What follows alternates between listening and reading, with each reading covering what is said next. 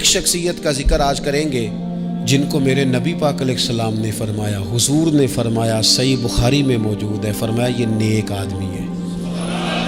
اور یار جسے رسول کریم کہیں بندہ نیک ہے، رجل صالح، حضور نے فرمایا نیک آدمی ہے، جو بالغ نہیں ہوئے تھے اور اس سے پہلے ہی کلمہ پڑھ لیا تھا، جو حج کے مسائل سب سے زیادہ جانتے تھے، جنہوں نے 60 سال مکے اور مدینے میں فتویٰ دیا، صحابہ ان سے فتویٰ لینے آتے تھے، جو بدر کی جنگ میں بھی گئے، احد میں بھی گئے، پر محبوب نے فرمایا عمر تھوڑی ہے، ابھی واپس جائیے۔ خندق میں شریک ہوئے اور اس کے بعد ہر جنگ میں شریک ہوئے۔ مستدرک میں موجود ہے، حضرت جابر ابن عبداللہ فرمایا کرتے تھے زمانہ بدلا تو کچھ لوگوں میں بھی تبدیلیاں آئیں، میں نے بڑی دنیا بدلتی دیکھی، پر جن لوگوں کو نہیں بدلتے دیکھا نا، ان میں یہ شخصیت ہے جو ہمیشہ ہر دور میں ہر عمر میں نبی پاک کے طریقوں پر پوری طرح کاربند رہے، اوڑھنا بچھونا اٹھنا بیٹھنا چلنا ہر وقت حضور کی محبت میں غرق ہو کے کیا۔ کون ہے بلا؟ حضرت عمر کے بیٹے سیدنا عبداللہ ابن عمر رضی اللہ تعالی عنہ، ابھی بالغ نہیں ہوئے تھے، مسلمان ہو گئے، اور زندگی ساری مصلی سے لگ کے گزاری، عبادت کی، ریاضت کی، تقوی، جد و جہد، معاملہ فہمی، جہاد۔ والد امیر المومنین ہے، لیکن صاحبزادے کی خواہش ہے کہ مجھے فوج میں بھیجو، میں جہاد کرنا چاہتا ہوں، اور جہاد بھی سپہ سالار بن کے نہیں، سپاہی بن کے کرنا چاہتا ہوں۔ سب سے پہلی بات تو یہ تھی کہ علم و فضل بڑا تھا، صحابہ ان سے فتویٰ لیتے تھے، مسائل حج سب سے زیادہ حضرت عبداللہ ابن عمر جانتے تھے، اور فتویٰ دینے میں اتنے محتاط تھے، حدیث بیان کرنے میں اتنے محتاط تھے کہ بڑا سوچ سمجھ کے غور کر کے۔ صحابہ فرمایا کرتے تھے یہ واحد بندہ ہے کہ جو 1 منٹ سے پہلے کہہ دیتا ہے، سب سے زیادہ مسائل آتے ہیں لیکن 1 منٹ سے پہلے کہہ دیتے تھے اس مسئلے کا مجھے نہیں پتا، تحقیق کروں گا، اگر پتہ چل گیا تو بتا دوں گا، فوراً کہہ دیتے تھے۔ ایک دفعہ ایک صاحب نے مسئلہ پوچھا تو چپ کر گئے، سوچنے لگ گئے۔ ہمارے ہاں نا لوگوں کو حاضر جواب کہلانے کا شوق ہے، یہ شوق بڑا خطرناک ہوتا ہے۔ اگر آپ حاضر جواب ہیں تو بڑی اچھی بات ہے، لیکن حاضر جواب کہلانے کا شوق تو نہ پیدا کریں۔ اگر آپ کو پتہ ہے، صحیح بخاری میں حدیث ہے، نبی پاک علیہ السلام نے ایک دن پوچھا تھا صحابہ سے کہ وہ درخت کون سا ہے جس کی مثال مومن کی طرح ہے؟ تو حضرت عبداللہ ابن عمر کہتے ہیں مجھے پتا تھا کہ وہ کھجور کا درخت ہے، اور میں نے جواب نہیں دیا۔ کیوں نہیں دیا؟ فرمانے لگے ابو بکر صدیق بیٹھے، فاروق اعظم بیٹھے، مولا علی بیٹھے، بزرگوں کی موجودگی میں جواب دیتا پھروں؟ یہ ٹھیک نہیں ہوتا، یہ صحیح نہیں ہوتا۔ یہاں تو بڑے لوگ، امام غزالی فرماتے ہیں جب میں اپنے مرشد سے مرید ہوا تو مجھے کہنے لگے بیعت میں نے کر لیا، آج کے بعد نہ تقریر کرنی ہے، نہ مدرسے میں سبق پڑھانا ہے، نہ کسی کو مسئلہ بتانا ہے۔ اور یہ بڑا مشکل کام ہوتا ہے، بندہ مولوی بھی اور تقریر ہی نہ کرے، اسے زنگ لگ جاتا ہے، اور مسئلہ ہی نہ بتائے تو بد ہضمی ہو جاتی ہے۔ یہاں تو جس کو 6 مسئلے آ جائیں وہ امام کو نماز نہیں پڑھانے دیتا، وہ کہتا ہے پہلے انٹرویو لوں گا تیرا کہ تو پورا تجھے آتا ہے، پھر آگے چلے گا تو۔ اتنے بڑے عالم کو شیخ نے منع کر دیا، تو کہتے ہیں شیخ کے پاس ایک شخص مسئلہ پوچھنے آیا تو میرے مرشد فرمانے لگے مجھے یہ مسئلہ نہیں آتا۔ تو امام صاحب کہتے ہیں کہ میں نے اسے کہا مجھے آتا ہے، میں بتاؤں؟ کہتے میرے شیخ مسکرا پڑے، کہنے لگے غزالی میں تو تیرے ساتھ ساتھ اپنی میں بھی مارنا چاہتا تھا، پر تیری ابھی مری نہیں، اور تو کہتا ہے میں بتاتا ہوں۔ کچھ دیر چھوڑ دے، سارے مسئلے بتانے نہیں چاہیے، کچھ پہ عمل بھی کرنا چاہیے۔ میرے عزیز حضرت عبداللہ ابن عمر اتنے بڑے مفتی ہیں، مفتی مدینہ ہیں، مفتی مکہ ہیں، لوگ مسائل حج پوچھتے ہیں، بڑے بڑے استنباط کرتے ہیں قرآن و حدیث سے۔ ایک آدمی نے مسئلہ پوچھا تو حضرت عبداللہ ابن عمر فرمانے لگے دیر تک سوچا، دیر ہو گئی سوچتے سوچتے، تو وہ شخص کہنے لگا حضور اتنی دیر کیوں سوچ رہے ہیں؟ تو آپ فرمانے لگے تمہارا کیا خیال ہے کہ جو سوال تم مجھ سے پوچھتے ہو اور جو جواب میں تمہیں دیتا ہوں اس کے بارے میں رب مجھ سے سوال نہیں کرے گا؟ اللہ کی بارگاہ میں نے جواب نہیں دینا، تو میں سوچ سمجھ کے دے رہا ہوں تاکہ اس کا حساب دینا پڑے تو میرے لیے مشکل نہ ہو جائے۔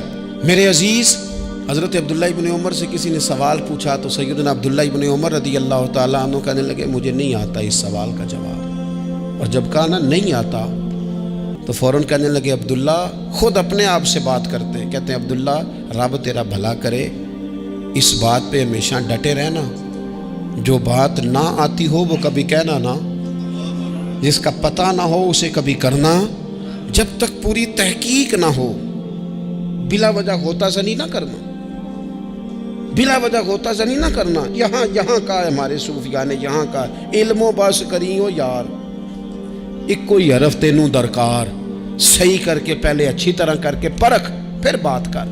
تو علم بڑا تھا، تقوی بڑا تھا۔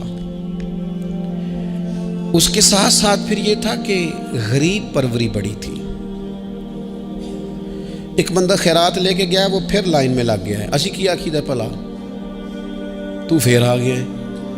تو حضرت عبداللہ ابن عمر کو بندہ دوبارہ آتا نا تو کسی سے قرضہ لے کے کہتے یار اس کو بڑی ضرورت تھی تو دوبارہ آیا ہے نا، ایک دفعہ تم ذرا دے دو، میں تمہیں دے دوں گا، اس کو دینا ہے۔ جتنی دفعہ شام کو کھانا کھاتے اتنی دیر حضرت عبداللہ ابن عمر کھانا نہیں کھایا کرتے تھے جب تک کوئی یتیم آ کے دسترخوان پہ بیٹھ نہ جاتا، نہیں گزارا ہوتا۔ اور یار کیسے لوگ کھا لیتے ہیں، اعلیٰ غذائیں کھا رہے ہیں، اور ایک طرف ایک بہن مجبور بیٹھی ہے، بھائی مجبور بیٹھا ہے، سسرالی رشتہ داروں میں لوگ مجبور بیٹھے ہیں، عزیزوں میں لوگ مجبور بیٹھے ہیں، یتیم غریب مسکین، اور یہ روز نئے سے نیا ذائقہ، جب تک یتیم نہ ہوتا کھانا نہ کھاتے۔ اور صدقات و خیرات بھی کرتے تو جس طرح ہم کرتے ہیں نا، ناراض نہ ہونا۔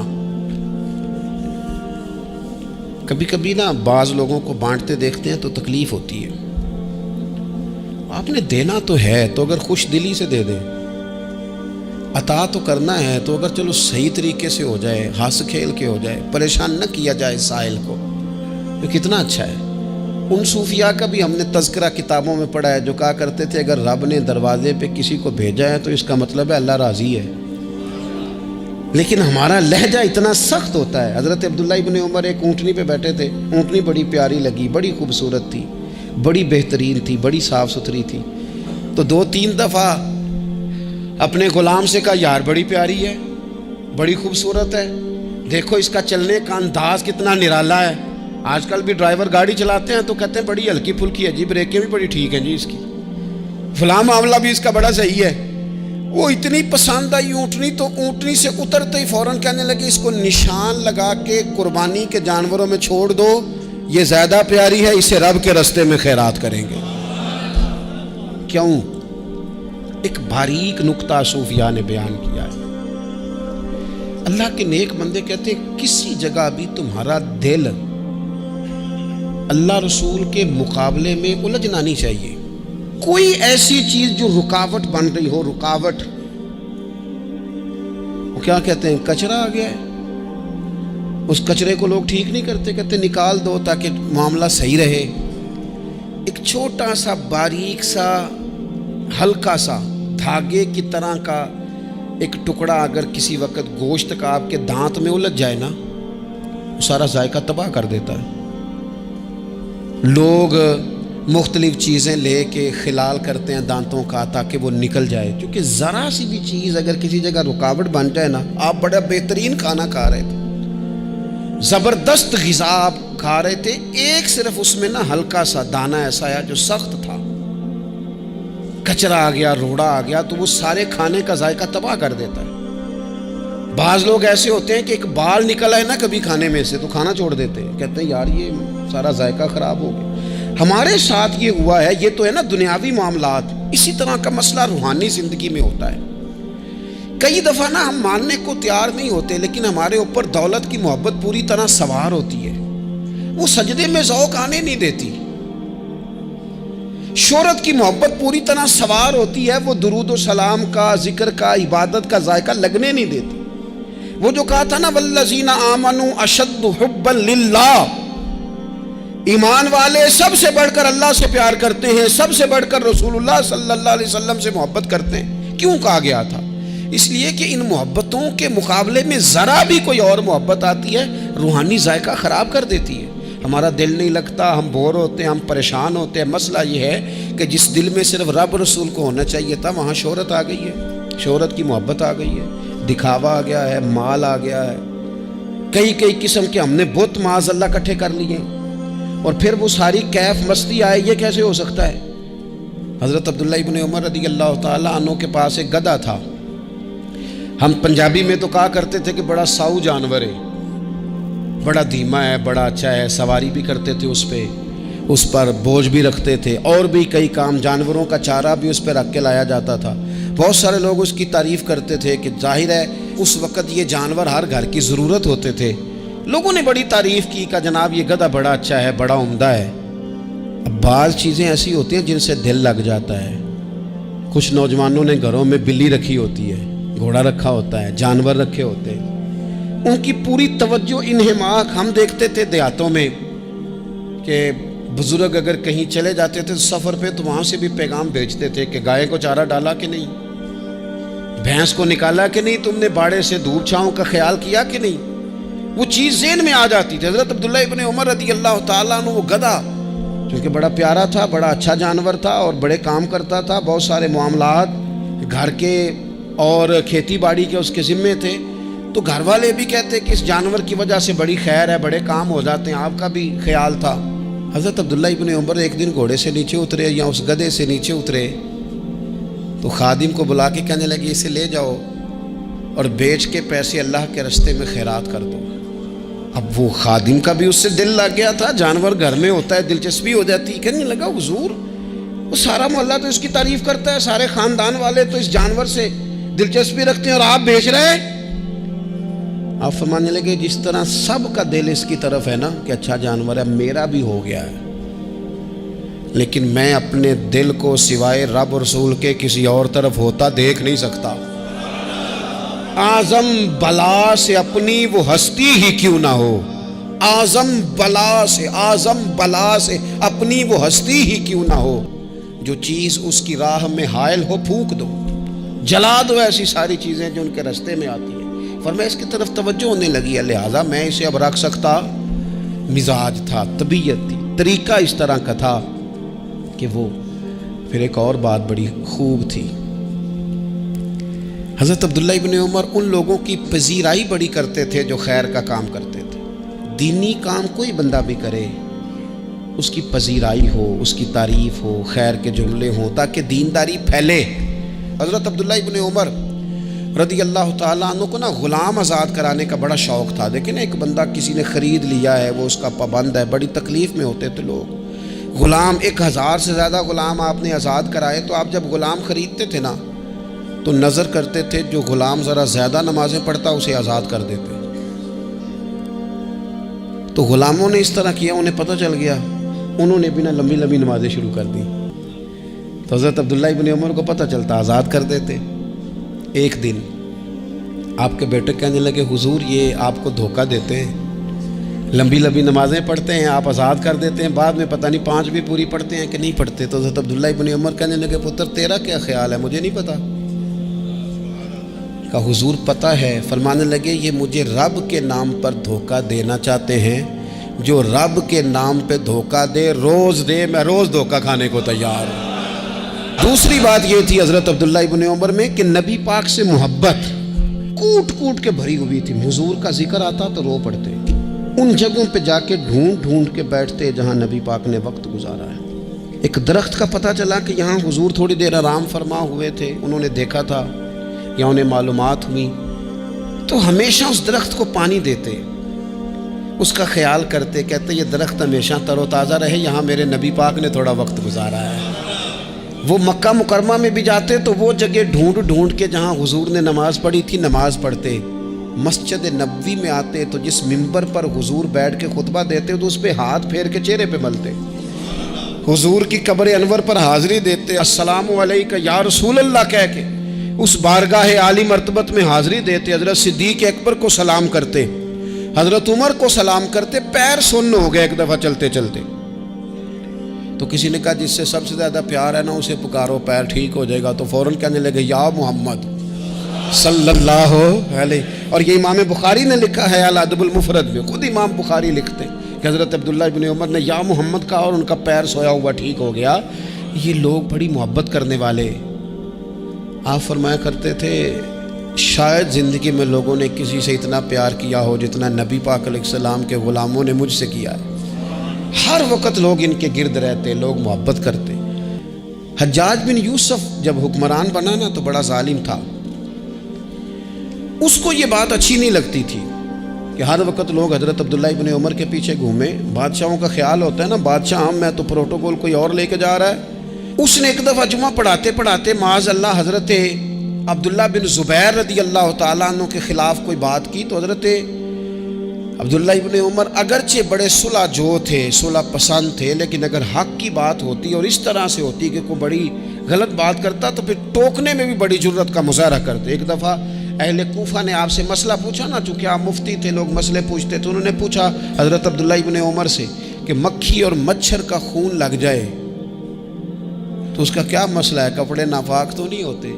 تو اس سوال کا جواب دینا چاہیے تھا نا، ہوتے ہیں کہ نہیں ہوتے؟ تو فرمانے لگے حسین ابن علی کا خون بہا کے اب مکھیوں کے خون کے مسئلے پوچھنے شروع کر دیے، اب تمہیں یہ والا خون نظر آنے لگا ہے؟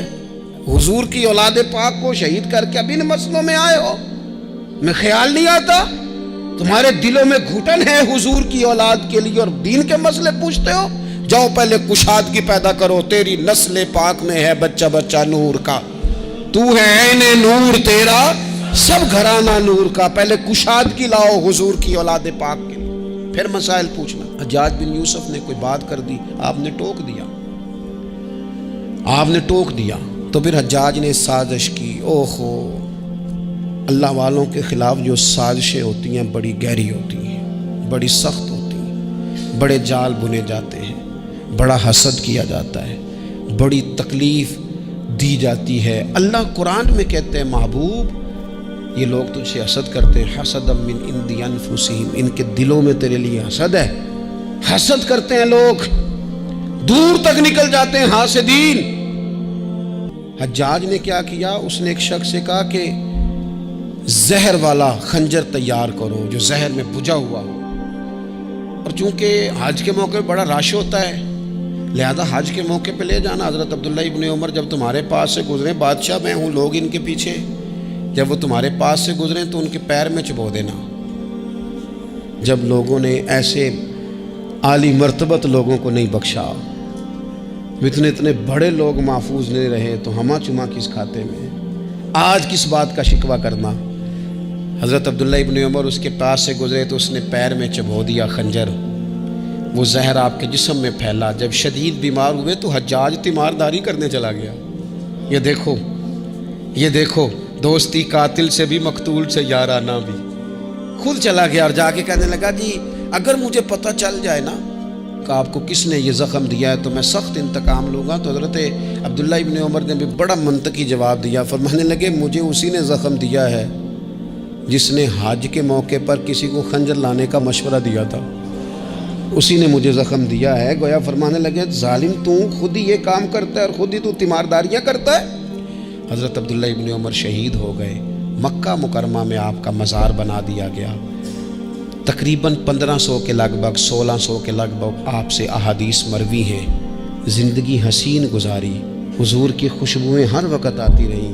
حضرت عائشہ صدیقہ، حضرت حذیفہ، حضرت جابر بن عبداللہ، یہ تینوں جلیل القدر لوگ کہا کرتے تھے حضور کے بعد زمانے کی تبدیلی سے بڑے لوگ تبدیل ہوئے، لیکن جو لوگ حضور کے طریقوں پر پوری طرح قائم رہے ان میں بڑا نام حضرت عبداللہ ابن عمر کا ہے، بڑا نام۔ رات بھر عبادت کرتے اور دن کو ظہر سے عصر تک اللہ کی یاد میں مصروف رہتے۔